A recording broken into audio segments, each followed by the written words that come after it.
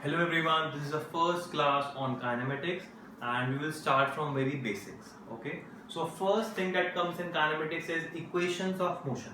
So what is the first equation of motion? You must have studied in class 9th, I think, yeah? So V is equal to U plus AT. Second is S is equal to UT plus half AT square. Third is V square is equal to U square plus 2AS. So these are the three equations of motions which can be applied only when acceleration is constant. When acceleration is constant, what is acceleration? Rate of change of velocity. Your velocity is changing, you are pressing the accelerator in the car, or you are rotating the handle in the scooty or whatever. So that brings acceleration. So these are the three equations of motion. What is V? V is the final velocity, U is the initial velocity, A is acceleration, T is time, yes. S is displacement. S is not distance. This is one mistake which a lot of people do. Okay, yeah. So V final velocity, U initial velocity, A acceleration, T time, and S is displacement. These are the three equations which can be applied only when acceleration is constant. Okay, from where did these came? You can find it from graphs, or you can do calculus. You can solve calculus to get these equations. So we are not getting into that right now. So we have these three equations. Now let us put the value of U in second equation. What will we get? S is equal to V minus AT into T plus half AT square, right? So we have put the value of U from first equation in second equation. Let us see what we get. Vt minus half AT square. This becomes your fourth equation that you can use. These are the standard three equations. This is the fourth equation which you can use. Ut plus half AT square or Vt minus half AT square. If you add 2 and 4, you will get S is equal to U plus V into T by 2. This is the fifth equation which you can use. So for any constantly accelerated motion or with zero acceleration, you can use these equations. Okay, so I am erasing these. This is so basic. Next thing that comes in kinematics is distance or displacement traveled in nth second. See, if I am traveling and I start the motion at t is equal to 0, the total distance that is covered in 100 seconds is s 100. For that you can apply s is equal to ut plus half it square. But I am not talking about distance traveled in 100 seconds. I am talking about distance traveled in 100th second. That is from 99 to 100. If I talk about distance traveled in first second, it is from 0 to 1. For second it is from 1 to 2. Yeah. So third second means 2 to 3. 0 to 1 is first second. So you can see 0 to 1 is first second. That means 100 second means 99 to 100. Yeah, this is a distance traveled in 100th second. So let us see, if a body is moving from t is equal to 0, n minus 1 to n, 1, 2, these are the times. Body started with initial velocity u and acceleration is equal to a. Okay, so this is a total distance in n minus 1 second displacement, and this is the total displacement in n seconds. So this is what? S nth. Displacement in nth second. So we can write S nth is equal to Sn minus 1, right? This is clearly visible. So we apply the formula. What is n? N is the time. So we apply the formula ut half at square minus ut half a t square. T is n minus 1 here. If you solve these two, you will get u plus a by 2. A square minus b square is a minus b into a plus b. So what this becomes the formula of s nth second, distance traveled in nth second or displacement in nth second, u plus a by 2 into 2n minus 1. This is another thing that you have to remember when you start with kinematics. Okay, I am erasing these. So one must do the derivation on his or her own at least once. When you do the derivation on your own, that is when the concept becomes crystal clear, and that is when you get the confidence. Okay. Next thing that we have to study is average velocity and average speed. Acha, tell me, can I write in a motion that average speed or average velocity is equal to u plus v by 2? U plus v by 2. So see, lot of people say that yes, it is true, u plus v by 2 is the average velocity, but it is not true at all the cases. See, the average velocity, formula for average velocity is total displacement upon total time. This is the correct formula. Similarly, for average speed, it is total distance upon total time. U plus v by 2 can come or may not come. So it is not a compulsion, but this is a compulsion. This is the basic definition. Average velocity is total displacement upon total time. Similarly, average speed is total distance upon total time. Okay. So I am erasing this. Let us do 1-2 questions based on this. So these are the basic formulas. You have 5 equations, 3 standard equations, 1 distance total nth second, and this is average velocity and average speed. So let us take an example.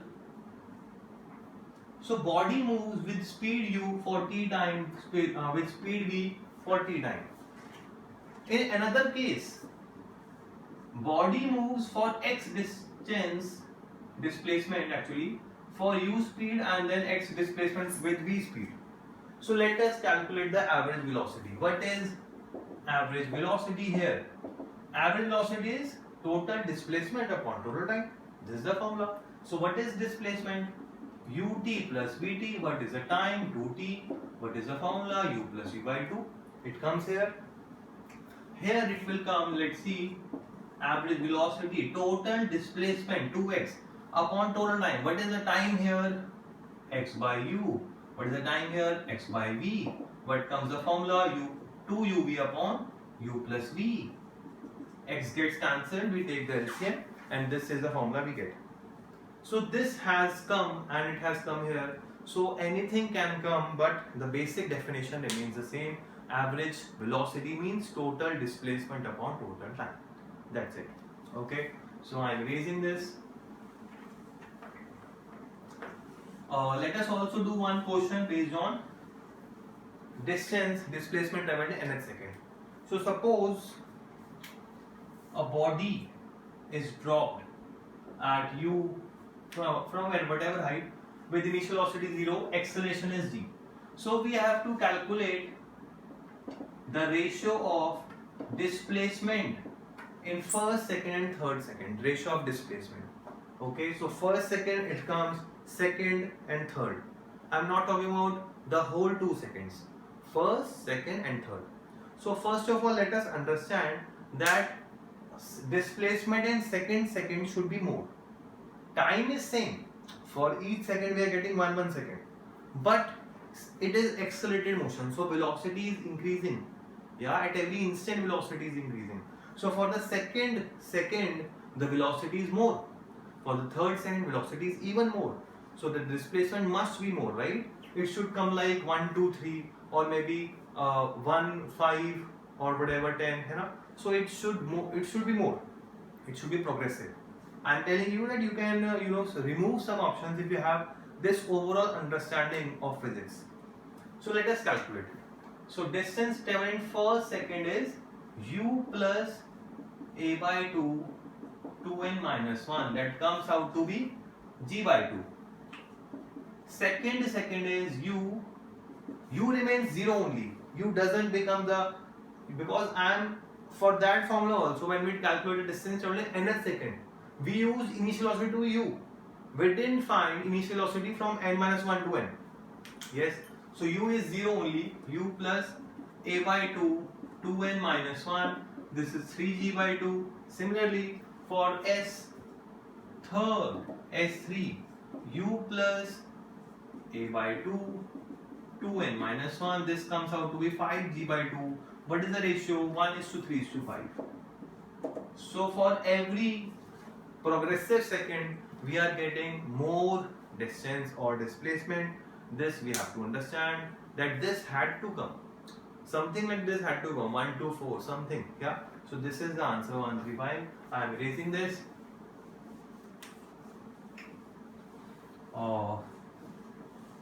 So this is the first class. We will be just doing the basics and the basic questions. In the next class, we will be studying projectile motion. Okay, and let us do 1, 2 more questions from H.C. Verma. So H.C. Verma is very good book to start from and to clear the basic. But it depends upon time, how much time you have, in which class you are, so as to decide how many questions you should do. If you have 1 or 2 years, doing all the questions won't be, it is not a good decision to do that. So one should do limited questions only from this, and one should do MCQs more. That will help. Okay. So let us do 1, 2 questions. First is question number 21 from page 52. Question number 21. Question is like this. There is a turning and the thief turns with some speed 72 km per hour. After 10 seconds, the jeep of police also turns. So in those 10 seconds, obviously the thief would not have watched the movie. Yeah, the thief would have also moved some distance, right? So in 10 seconds, let us convert first of all 72 into 5 by 18 and 90 into 5 by 18. How much it comes? 20 meter per second, and this is 25 meter per second. So with 20 meter per second, the thief would have run for 10 seconds. How much far the thief would have moved? It is 200 meter. 20 into 10. So this is the thief and this is the police. Police now comes with 25 meter per second. It is now chasing it. So question is, how far from the turning? How far from the turning does the police catch the thief? Obviously police velocity is more by chance, yeah. So police velocity is more, it will catch, yeah. So from at what distance it will catch, we have to find out. Let us consider this distance to be x. Okay. So for police and thief, we will solve. Initial velocity is 25, initial velocity is 20. Acceleration is 0, acceleration is 0. Both are moving constant speed. And distance or displacement is 200 plus x. Here it is x. Thief covers x, but this covers 200 plus x. Time taken is t. So we write down s is equal to ut plus half at square 0. Similarly, x is equal to ut plus half at square 0. We put it here. Okay. So 200 is equal to, we get 5t. Time comes out to be 40 seconds. In 40 seconds, the thief will be caught. Now, what is the distance? What is the distance? X. X comes out to be 800 meter. But from this side, the total distance is 1 kilometer. So from the turning 1 kilometer far away, the thief will be caught. Okay. So I am erasing this. This simple question.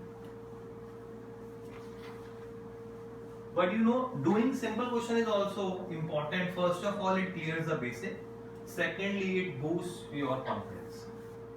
If you are only doing difficult questions, sometimes you feel that, oh my god, I am not able to solve.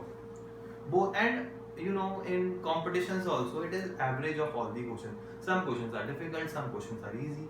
Yeah, we should have a good focus on all of them. So let us take question number 22. So there is a car, there is another car, and which is overtaking it. So after being overtaken, this must be the diagram, right? Car is traveling at 60 km per hour and this is at 42 km per hour. Okay, so assuming each car to be 5 meter long, find the time taken to overtake it. So these questions, see, these are the questions of relative velocity actually, and we are doing it with general things which a ninth class student can also solve if the brain is properly applied, mind is properly applied, and you can do it later on with relative velocity also. Relative velocity is applied whenever there is there is two bodies involved. There are two bodies involved, so they are chasing each other. Then we can solve it with relative velocity. So we have to find the time taken. Let us consider time taken in overtaking. So before being overtaken, this is the condition. After taking it, this is the condition. This diagram you have to draw on your own. Okay. Let us take this distance to be x. Front of A moves to the front of A, covering a distance x. So this is the actual distance covered by A.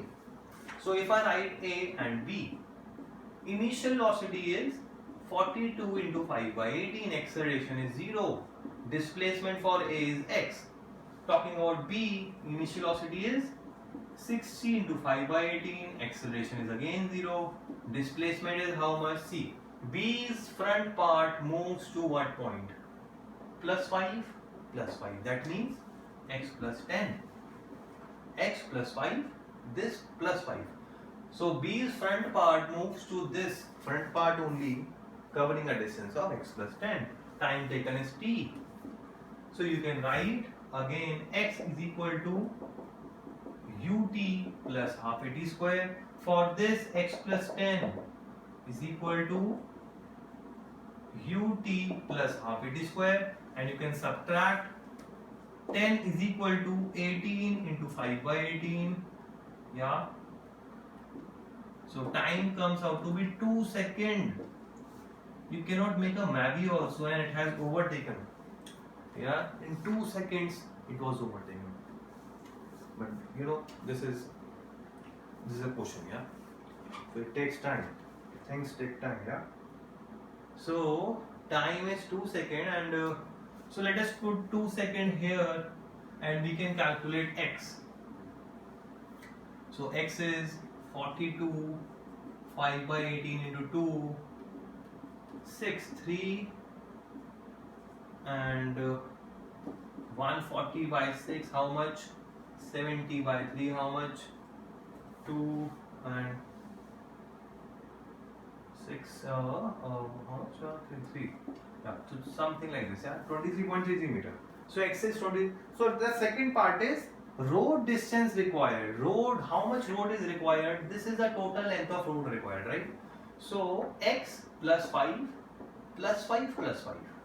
That means I have to add 15 in this. So this comes out to be 38.33 meter. This is the total road length required for this process to be executed. Yeah, from starting to the very end. Let us check the answers. 22, 38 meter and 2 seconds. Yeah, this is the right answer. So I am erasing this.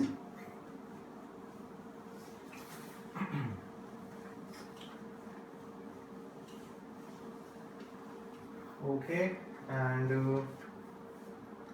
let us take 1-2 more questions. So I will discuss. Rest of the question I will discuss. You have to solve. Question number 24.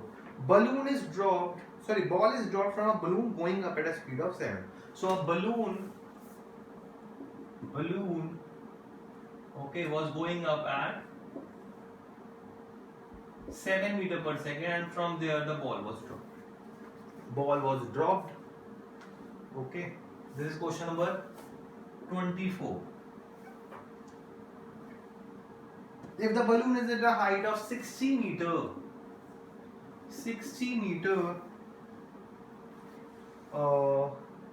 at the time of dropping, how long will the ball take? We have to calculate time when it hits. See, first of all, tell me, a car is moving at 100 km per hour, and you are sitting inside the car and you are not moving. But you are just relaxing. What is your speed? See, your speed is 100 because car is moving at 100. That means you also went away with the speed of 100, right? So that means the balloon was going at 7. The velocity of ball inside the balloon will also be 7. So it was 7. Let us also consider above this position, upward position, as positive. So initial speed of ball is 7. It was dropped, but it was already moving at 7. Acceleration of the ball will be minus g. Gravity is attracting it. Displacement will be minus 60 meter. See, the ball, actual motion of ball would have been like this. Actual motion of ball would have been like this. Although it was moving with 7, so it would have continued, but gravity was pulling down and it finally came down. So we write S as displacement, it is minus 60. It is not anything else because this is displacement. If h would have been distance, then we would have to calculate this, but that is not required. Okay, and time is t. That's it. 3 things are given in kinematics, you can solve anything. So you can find the time, you can do it. And another question 26 you can solve. It is simple question. So that's it. We will not do anything today or anything else. So that's it. So this is the basic of kinematics, the basic equations required in it, and the basic questions, how do you solve it. The positive direction, negative direction, this is also one mistake which a lot of students do. So take care of these, and if you have any doubts in the video or whatsoever, if you want some specific topics to be covered for IIT JEE NEET CBSE preparations, AIIMS, BITSET, so you can write in the comments. Okay, now share this video with all those friends who need free coaching, who cannot afford to go to the classroom programs. Okay, so that this can benefit you. That's it. We can have a level playing field with all those who have the privilege to go to classroom programs and those who do not have. Okay, so share it. Thank you so much.